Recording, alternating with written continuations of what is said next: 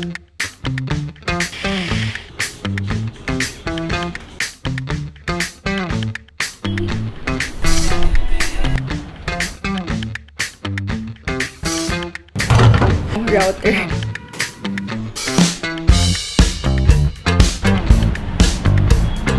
Hello guys, it's Chelsea, and today I wanna share with you guys how my living room looks like. I feel like I haven't done a dedicated video showing how I decorated some parts here sa space ko. Actually, sa buong space na to, yung living room pa lang talaga yun. Parang okay na yung itsura niya. So I wanna share with you guys a living room update. I actually deep cleaned the floors a while ago, so makikita niyo yung binabalik ko yung mga furniture. Hindi pa talaga siya tapos. I feel like what it lacks are wall decors, like a really big painting or a big frame with a poster on it. Pero sa totoo lang, nahihirapan kasi ako maghanap ng poster na sobrang ako. And honestly, I'm thinking of creating my own na lang. Let's just see. We're gonna work on that. But for now, let me share with you guys the current layout of my living room. I'm really happy with it. I mean, it's simple lang din naman, pero I really love how I feel kapag tumatambay ako sa living room ko. Parang sobrang homey ng feeling niya.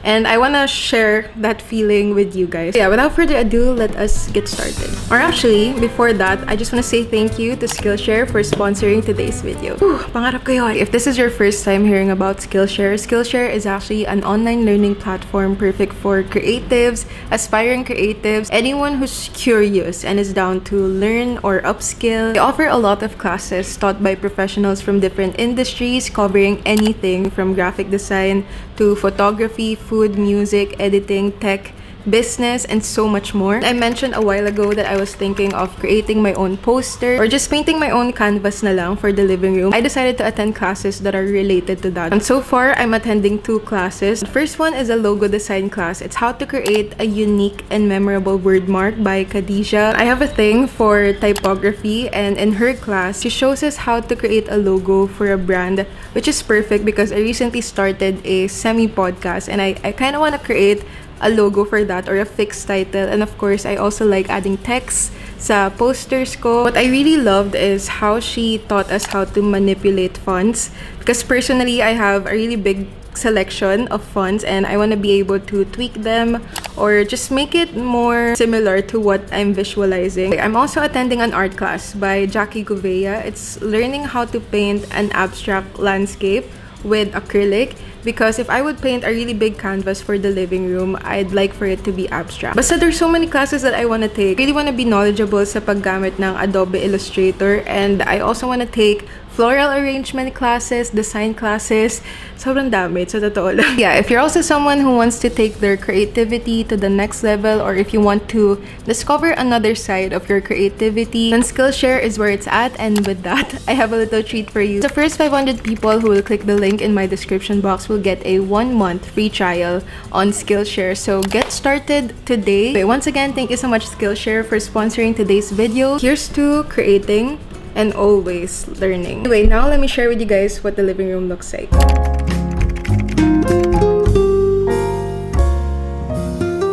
Okay, so it has been a while since nakita ko na medyo maluwag to or walang laman halos. Pero this is what my living room looks like.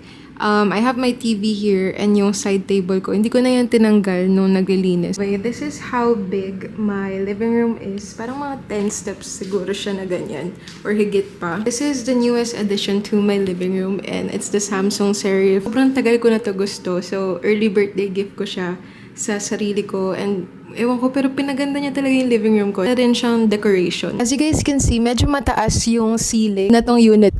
Hindi ko rin siya kaya pag tumalon. Pero one of my favorite things here would really have to be my curtains. As in, na-elevate niya talaga yung itsura ng buong unit.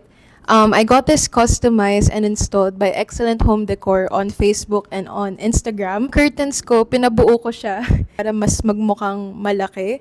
And gusto ko rin kasi yung hotel vibes. And kapag pumasok ka kasi dito, ito talaga yung una mong makikita. So gusto ko maganda agad. So I really like this. It's a combination of sheer and blackout curtains. Tada! Bought this lantern on Shopee. Kinabit siya ng papa ng boyfriend ko. Basta lahat ng nakuha ko on Shopee or Lazada, I'm gonna put the link in the description box. One of the first things that I really wanted to purchase was a sofa kasi Inisip ko na kapag pumunta na dito yung family ko or yung friends ko, parang gusto ko meron silang mauupuan. So this was at the top of my list. Anyway, a lot of you were asking about kung saan ko siya pinagawa. I found a store on Facebook. Hindi ko lang kasi siya ma-name drop kasi yung transaction namin, it didn't really go smoothly. And kapag nag-recommend ako, parang syempre gusto ko confident ako na magiging smooth yung transaction nyo. But quality-wise, it's pretty good. I'm gonna be transparent also with the cost of things. Kasi nung bago pa lang ako mag-move out, those were the kind of videos that I was looking for. Yung magkano kaya yung ganito, ganyan. So, itong sofa ko, it can accommodate up to 3 people. And napagawa ko to for less than 20,000 pesos. And I think that's a pretty good deal. This is my carpet.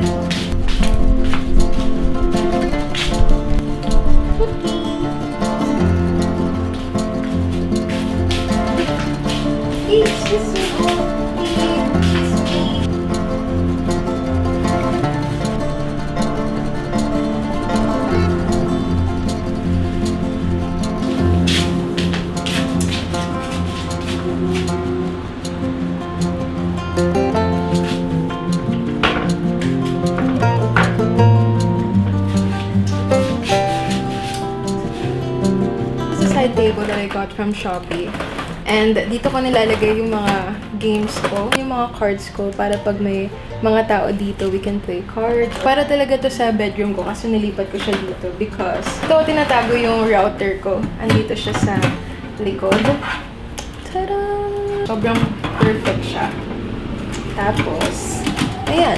Yan, nakabaligtad lang siya, yung gitna, para hindi halata. Open siya sa likod, so makikita mo tuloy-tuloy yung daloy ng cords. Tama ba yun? Yan, tsaka dito kasi sa wall na to, ang daming ganyan na kailangan ko takpan.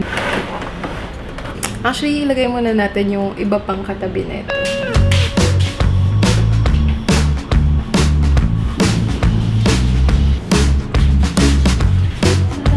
Here are all of my bed sheets.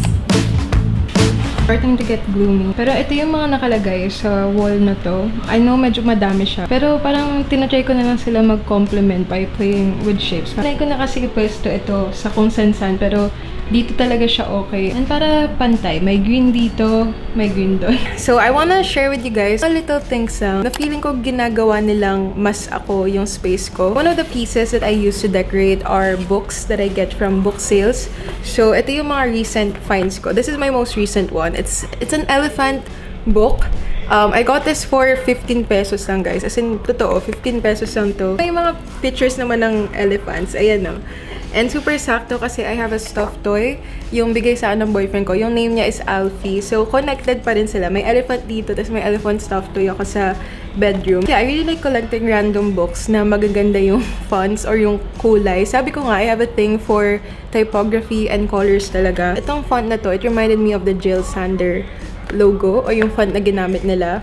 I like it. Another recent book pickup is this one. From Even Golf, pero natuwa kasi ako sa cover nito. By the way, nabili ko lang to for 35 pesos. Yung mga books kasi doon, medyo may mga flaws na siya. Pero kapag tinanggal mo to, bro, ang ganda! Ang ganda ng color combo. And yung orange na to, it matches yung lamp ko na orange. It's really perfect. And blue is one of my favorite colors.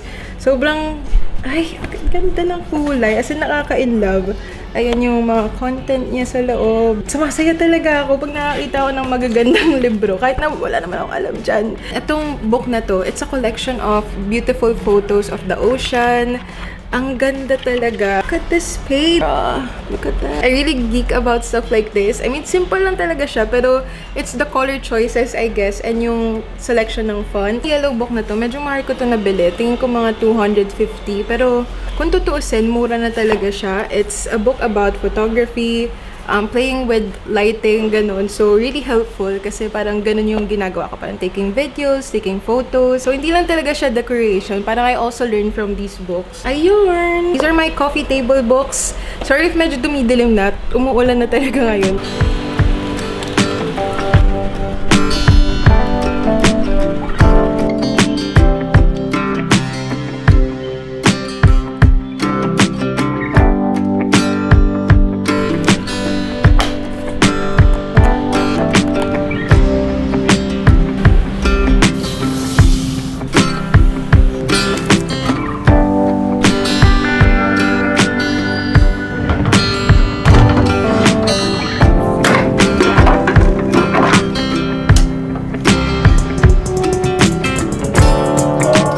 some new things that I have are my tiny friends, my Smiskies, and my one and only Sonny Angel that Gab gave me. Ito, lalagay natin siya sa taas ng TV.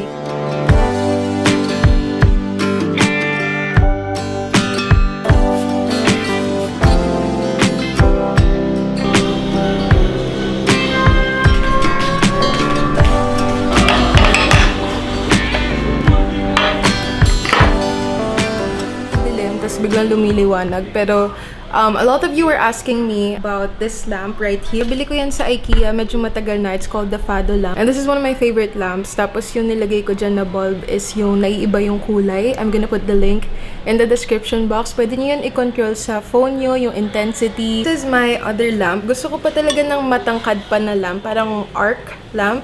Kaso lahat ng outlet ko nandito sa wall na to and ayoko mag-extension. Lalagay ko to sa ilalim ng TV para kapag lights off talaga, merong very faint na light. This is a vintage IKEA ice cube lamp. Picked this up for 600 pesos ata dun sa may Cubao Expo. Yung labas nun na may parang ukay na may stuffed toys. Gusto ko nga sana dun to sa may coffee corner ko para ice coffee, ganon, may ice.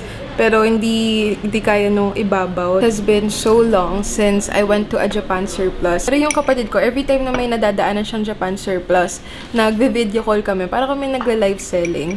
But anyway, this is not really for the living room, pero binigay ito sa akin ng kapatid ko kahapon. Yeah, might as well share it with you guys kasi gagamitin ko rin naman to sa living room. Dito ako magpe-paint. Kunwari may mga friends ako dito, or even just by myself, ganun yung mga nai-imagine kong moments. Parang me painting, enjoying just a really quiet afternoon or night.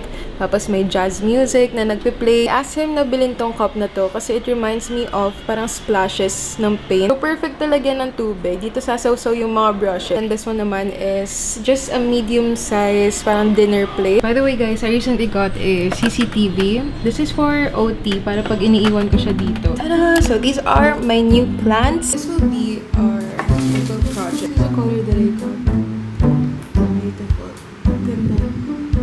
Let us paint. Ito ba yung gusto ko? Perfect!